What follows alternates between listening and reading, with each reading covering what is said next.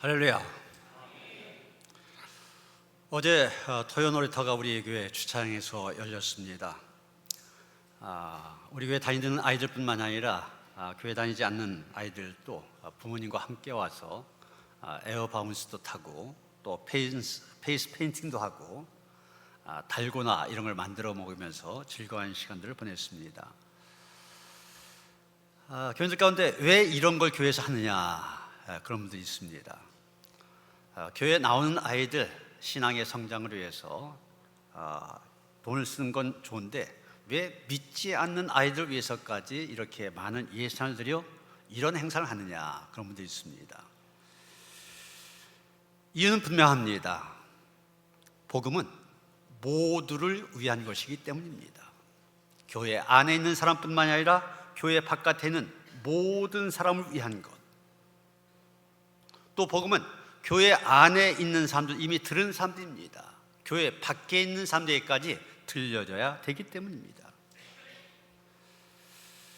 여러분, 크리스마스가 되면은 많이 불려진 캐롤이 있지 않습니까? 대개 캐롤이 이제 외국에서 들어온 캐롤들인데, 탄일종이라고 하는 노래, 이거는 우리나라 사람이 작사 작곡한 그런 노래입니다. 근데 그 가사를 보면 이런 내용이 나와요. 저 깊고 깊은 산골 오막살이에도, 저 바닷가에 사는 어부들에게도, 이렇게 노래합니다.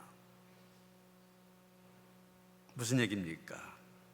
깊은 산골에도 바닷가에도 예수님이 탄생하신 소식, 복음의 소식 울려 퍼져야 한다는 겁니다. 온 천하 구석구석에 복음이 울려 퍼지기를 기대하는 그 마음이 담겨 있습니다. 온 천하 어디에나 복음을 전파하는 것, 전파되는 것, 하나님의 뜻이며 동시에 우리에게 주신 하나님께서 주신 사명입니다. 우리가 잘 부르는 찬양 가운데 또 이런 찬양도 있습니다. 세상 모든 민족이 구원을 얻기까지 쉬지 않으시는 하나님, 주의 심장 가지고 우리 이제 일어나 주 따르게 하소서. 하나님이 세상 모든 민족 구원 얻기까지 쉬지 않으신다고 했습니다. 그러니 우리는 주님의 심장을 가지고 그 뒤를 따라야 된다. 우리는 간절한 마음으로 나에게도 이 주의 심장을 주소서 기도해야만 됩니다. 구약의 예언서 요엘 2장 28절에 보면 내가 내 영을 만민에게 부어주리니, 이런 말씀이 나옵니다. 여기 만민, 이게 모두 아닙니까? 모든 사람, 만민에게, 모든 사람에게, 그런 뜻입니다. 지금 요한은 모든 사람이 성령을 받을 것을 얘기하고 있습니다. 유대인뿐만 아니라 이방인들까지. 심지어 요엘은 이 말을 구체적으로 설명하기 위해서 자녀들, 늙은이, 젊은이, 남종과 여종까지 얘기하고 있습니다. 하나님께서는 연령의 차이, 성별의 차이, 사회적 신분의 차이, 이거 구별하지 아니하시고 모든 사람에게 성령을 부어주실 것을 얘기하고 있는 것입니다. 요엘 시대만 그렇습니까? 지금도 그렇습니다.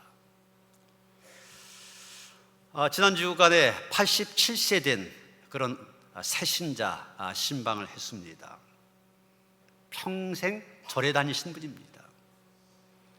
우리가 보통 이제 종교를 물어볼 때 당신 종교가 뭡니까?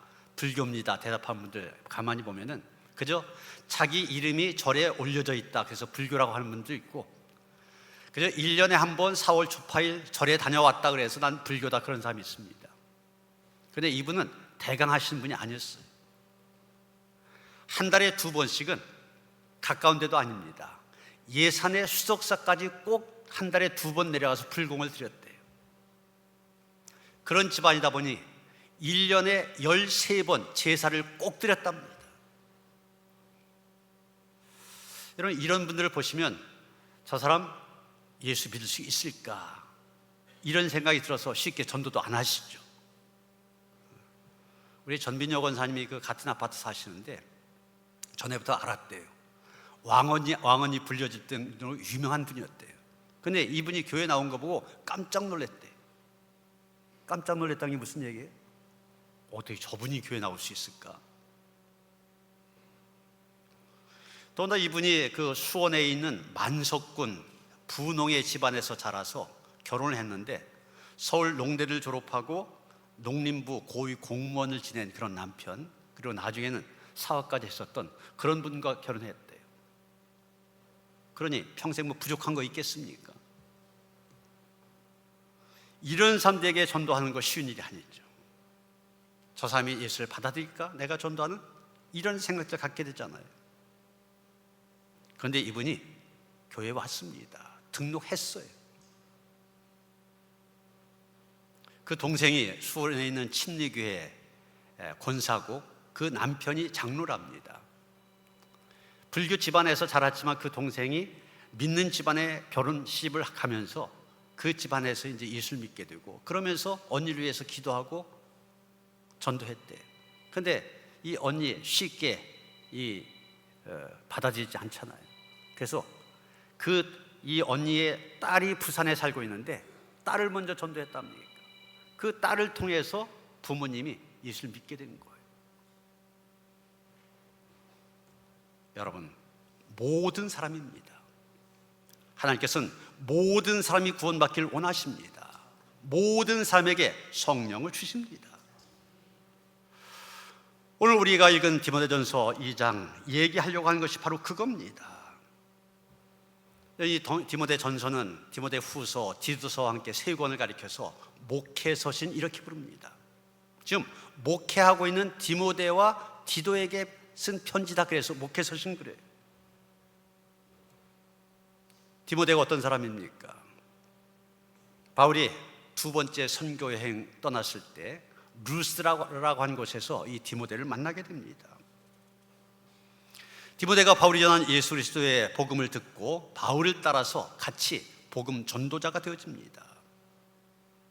그리고 바울이 에베소에서 목회할 때 에베소 교회를 개척한 다음에 떠났는데 그 뒤를 이어서 디모데가 지금 에베소에서 목회하고 있습니다. 여러분, 지금 바울은 목회하고 있는 디모데에게 너 목회할 때 이렇게 해라, 어떤 지침을 얘기하고 있습니다. 할 말이 되게 많을 겁니다. 그런데 오늘 말씀 1절이면 뭐라고 얘기합니까? 내가 첫째로 권하노니 그랬어요. 내가 첫째로 권하노니, 목회에 관한 여러 가지 지침을 얘기하면서 첫 번째로 권면한 것이 무엇입니까? 한마디로 기도하라는 것입니다. 기도하라, 이것이 첫 번째 권면이었습니다. 그 기도에 대해서 네 가지 표현이 나오는데 간구와 기도와 도구와 감사를 하라고 얘기하고 있습니다.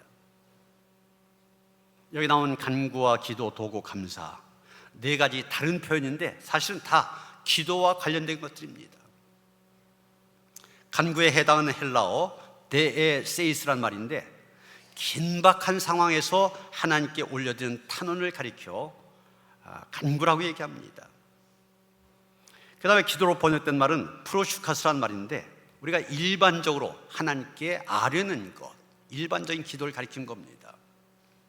도구라고 하는 말 엔티우크세이스라고 하는데 타인의 유익을 위해서 간구하는 것, 이런 쉽게 이해하면 중보기도 이렇게 생각하시면 됩니다.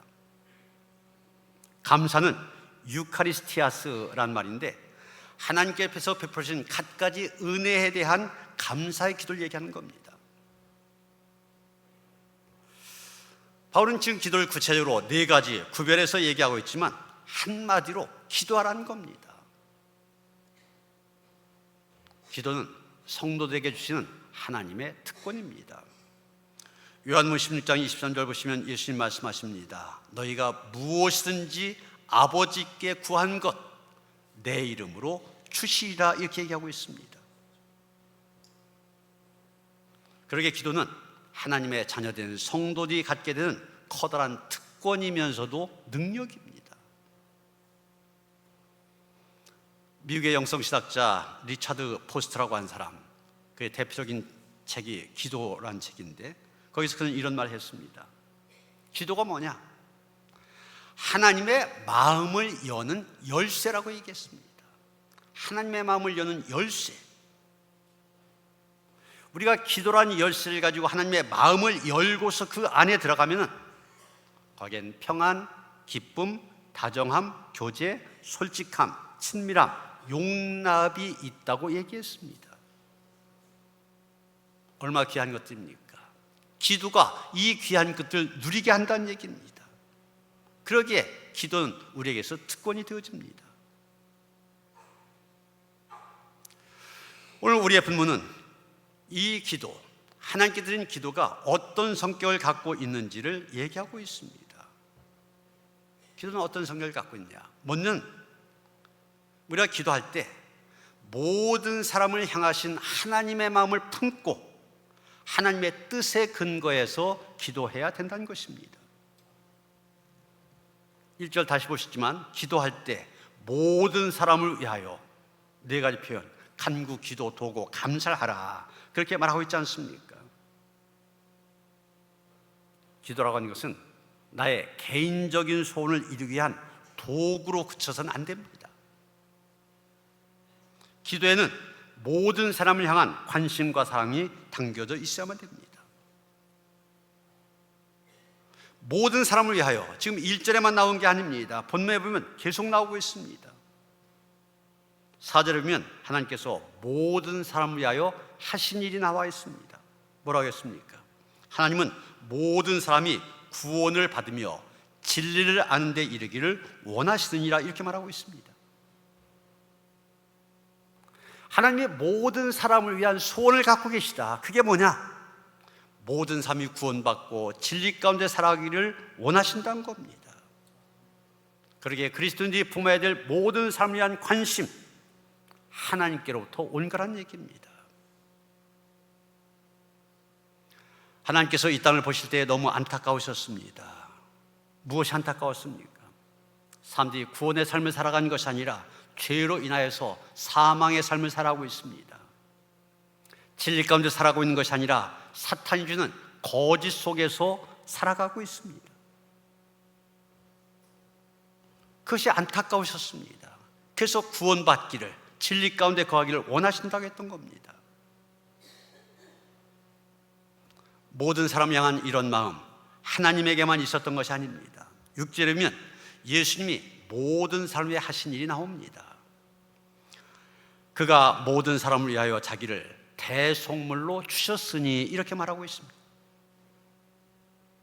이런 대속물이라고 하는 것은 다른 사람을 살리기 위해서, 다른 사람을 구원하기 위해서 그 값을 치르는 것을 의미합니다. 세상에서도 죄를 지은 사람들, 그 죄에 해당하는 값을 치른 다음에 그 죄로부터 노임을 받게 됩니다. 그래서 돈 있는 사람들 보석금을 내고 풀려나기도 합니다. 어떤 사람은 사회봉사 명령을 받습니다. 얼마 동안 이런 일을 해라. 그 다음에 풀려나기도 합니다. 그것도 안 되는 사람, 감옥에서 그 형량만큼 살다가 나오면 죄로부터 노임을 받게 됩니다. 그런데 이 죄의 값이라고 하는 것, 돈이라든지 선한 일 갖고 치를 수 있는 것이 아닙니다. 그것은 죄가 없으신 하나님께서 직접 죄값을 치르셔야만 가능한 일이었습니다. 그래서 예수님이 하신 겁니다. 예수님은 모든 사람을 향한 하나님의 그 안타까워하신 마음을 아시고 자신이 모든 사람을 위한 대속물로 죽으셔서 모든 사람들 죄로부터 구원하셨습니다. 모든 사람을 향하신 하나님의 마음을 품고 예수님은 십자가에서 자신의 몫을 감당하신 것입니다. 이렇게 모든 사람들을 위한 마음, 하나님께로부터 시작되어 예수님으로 이어졌습니다. 그리고 사도 바울이 지금은 자신이 하는 모든 일들 역시 모든 사람을 위한 것이라고 얘기하고 있습니다. 7절 뭐라고 말합니까? 이를 위하여 내가 전파하는 자와 사도로 세움을 입은 것은, 이렇게 말하고 있습니다. 바울은 지금 하나님께서 모든 사람이 구원받고 진리를 아는 데 이르게 하도록 하기 위해서 자기를 전도자와 사도로 세우셨다, 이런 확신을 가지고 사역을 감당하고 있는 것입니다. 그러게 바울의 선교 사역은 모든 사람을 대상으로 한 사역이었습니다. 유대인들이 있는 해당에 들어가서도 복음을 전하였고, 우상이 들끄는 이방 도시에 들어가서도 그곳 사람들을 품고서 복음을 전하였던 것입니다. 그리고 그 바울이 이제 디모데를 향하여 권면합니다. 너 기도하는데 모든 사람들 위하여 기도하라고 권면하고 있는 것입니다. 여러분, 우리가 기도할 때 그 기도 모든 사람을 위한 기도가 되어야만 됩니다.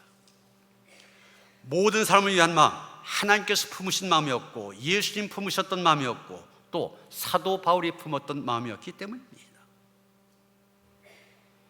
그리고 바울은 디모데가 모든 사람들이 구원받고 진리에 이르기를 위해서 기도로 그 사역을 감당하도록 권면하고 있는 것입니다. 그런데 보통 믿는다고 하는 사람들 어떻습니까? 모든 사람들을 위한 기도를 하긴 합니다. 그런데 그 기도가 모든 사람들을 위한 하나님의 뜻이 이루어지기를 원하는 기도가 아니라 나의 개인적인 소원이 이루어지기를 위한 기도, 즉 편협된 기도가 많습니다. 나 개인이 잘 되고, 내 가족이 잘 되고, 내가 속한 공동체가 잘 살고 잘 되어지는 것, 거기에 그치기가 쉽습니다. 그러나 기도는 하나님께서 원하시는 모든 삶이 구원받고 진리 가운데 살아가기를 원하는 모든 삶을 위한 기도가 되어야만 됩니다. 평신도면서도 많은 신앙적인 서적을 쓴 C.S. 루이스라고 하는 분이 있는데, 이분이 1941년에 스크루테이프의 편지라는 그런 제목의 책을 출판했습니다. 스크루테이프는 책 속에 나오는 악마의 이름입니다. 그리고 이 책 속에 편지가 나오는데, 이 편지는 이 악마 스크루테이프가 자기의 조카인 신참 악마입니다. 신참 악마 웜우드에게 보낸 편지입니다. 이 편지의 내용의 핵심은 이 스크루테이프는 어떻게 하면 사람들을 타락시켜서 예수에게로부터 멀어지게 할 수 있을까, 이것에 대한 노하우를 조카 악마에게 전수하는 겁니다. 이 편지 중에 네 번째 편지가 기도에 대한 것입니다. 악마 스크루테이프가 조카 악마 웜우드에게 이렇게 말합니다. 그들이, 일반 사람들을 가리킵니다. 사람들이 대적자, 이 대적자는 예수를 얘기하는 거죠. 악마의 대적자니까 예수님이죠. 예수에게로 갈 때마다 우리는 패배하는 것이지만 그 패배를 막을 수 있는 방법이 있단다. 그게 뭐냐면, 간단히 말해서 그들의 시선을 예수에게로부터 자기 자신에게로 돌리도록 하는 거다. 그들이 자기의 마음에 지속적으로 관심을 갖게 하고, 그들이 마음속에 자기 원하는 것이 이루어졌다는 이런 생각을 갖게 만들어라. 그렇게만 하면은 예수에게로 가는 것을 막을 수가 있다. 우리가 지지 않고 이길 수 있다, 이런 얘기입니다. 기도라는 것이 하나님께 우리의 시선을 두고 하나님의 뜻을 이루기 위한, 하나님의 뜻을 이루는 그런 삶을 살아가기 위해서 하는 기도인데, 악마는 기도하는 사람들로 하여금 하나님이 아니라 내 자신에게 초점을 맞추도록 하여서 바른 기도를 못하게 한다는 겁니다.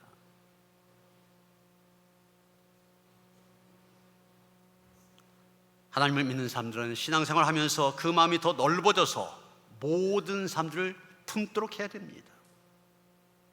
내 생각, 내 마음과 다르다고 하여서 그런 사람들 쉽게 배척하고 편협하게 지내는 것, 경계해야 되는 것입니다. 또 바울이 기도한 사람에게 권면한 것이 있습니다. 기도한 사람은 모든 사람에게 경건과 단정함을 드러내는 삶을 살아야 한다는 것입니다. 지금 바울은 디모데에게 모든 사람에게 기도하라고 하면서 그 예로 임금들과 높은 지위에 있는 모든 사람을 위하여 하라고 하지 않습니까? 여러분, 이때 시대적인 배경을 우리가 알 필요가 있는데, 이때는 아시아, 유럽 등 대부분의 지역이 로마의 식민지였던 그런 시대입니다. 로마의 황제는 이 넓은 지역을 다스리기 위해서 각 지역마다 왕을 세워서 황제의 명령대로 다스리도록 하였습니다. 바울이 바로 그런 왕들과 고관들 위해서 기도하라고 특별히 지시하고 있는데 이유가 있습니다. 그래야만 평안해지고 평안하게 살기 위해서 권력자들에게 아부하라는 얘기가 아닙니다. 그 당시 로마 제국은 각 나라의 종교를 인정해 주었습니다. 그런데 인정해 주면서 한 가지 조건이 있었는데, 로마의 황제를 그들의 왕으로 인정해야 된다는 겁니다. 여러분, 여기에서 우리 기독교와 갈등이 생기지 않습니까? 그 당시 기독교인들은 로마 제국의 요주의 대상이었습니다. 왜냐하면 그 당시 기독교인들, 로마의 황제가 자기들의 왕이 아니라 예수 그리스도가 자기의 왕이라고 했지 않습니까? 당연히 그런 기독교인들 로마 당국에서는 박해를 하였습니다. 박해를 당하는 교회의 입장, 기독교인들 입장에서는 왕이나 높은 지위에 있는 사람들 좋은 감정을 가질 수가 없습니다. 그건 바울도 마찬가지입니다. 이 편지를 쓰기 전 바울, 복음을 전한다는 그 이유 때문에 감옥에 갇혔잖아요.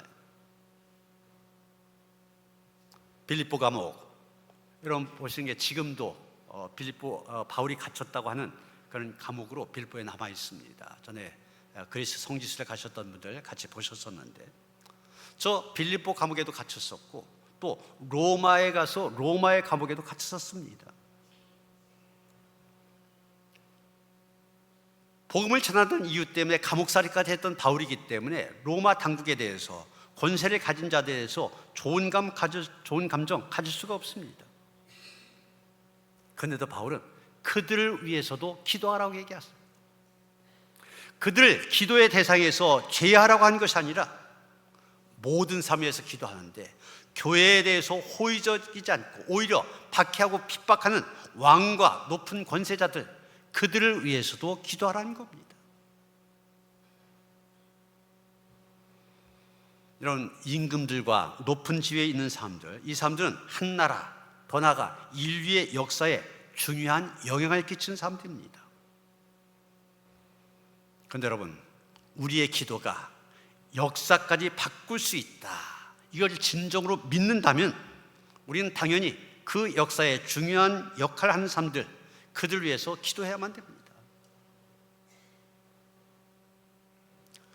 스코틀랜드가 메리 여왕이 통치할 때 역사적으로 가장 어두운 시대를 지나게 됩니다. 종교는 부패했습니다. 도덕은 땅에 떨어졌습니다. 정치는 표류하고 있었습니다. 메리 여왕 자신이 불륜의 범죄를 저지르고 있었고, 민족은 우상 숭배의 깊은 시면 속에 빠졌습니다. 한치 앞을 내다볼 수 없는 이 캄캄한 민족의 어둠 속에서 한 사람이 엎드려 이렇게 기도합니다. 하나님, 이 스코틀랜드를 구원해 주옵소서. 아니면 차라리 나에게 죽음을 주옵소서. 이렇게 기도한 사람, 존 낙스라고 하는 종교 개혁자입니다. 그가 쓴 자서전인데, 그 자서전을 읽으면 이 사람은 아주 겁이 많은 사람이었다고 그래요. 그래서 처음에는 이 개혁 운동을 시작하면서 메리 여왕이 너무 무서워 2번씩이나 외국으로 도망을 쳤답니다. 프랑스로도 도망을 갔었고 스위스로도 도망을 갔었대요.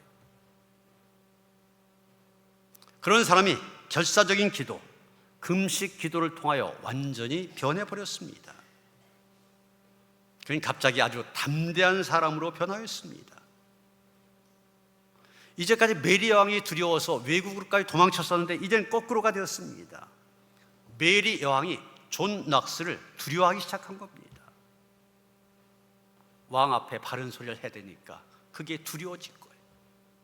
그래서 이 메리 여왕이 그런 고백까지 했다고 합니다. 나는 이 영국에 있는 모든 군대보다도 저 존 낙스의 기도를 더 두려워한다. 이렇게까지 얘기했다고 그래요. 마침내 낙스는 그의 기도와 그의 투쟁을 통하여서 민족을 재건하고 민족 나라를 완전히 개혁하는 위대한 일을 성취할 수 있었습니다. 복음으로 민족을 구하는 위대한 사역을 성취한 것입니다. 그래서 사도 바울은 모든 사람, 특히 권세 있는 자들 위해서 기도하라 얘기한 겁니다. 그런데 바울은 그들 위해서 기도할 때 경건과 단정한 중에 고요하고 평안한 생활을 하려 한다고 얘기하고 있습니다. 이런 기독교인이 나라의 왕과 권세자들에게 대적하고 그래서 나라를 혼란스럽게 하는 것, 바람직한 것이 아닙니다. 그를 위해서 기도하되 경건과 단정의 모습을 보여줘야 된다고 얘기하고 있습니다.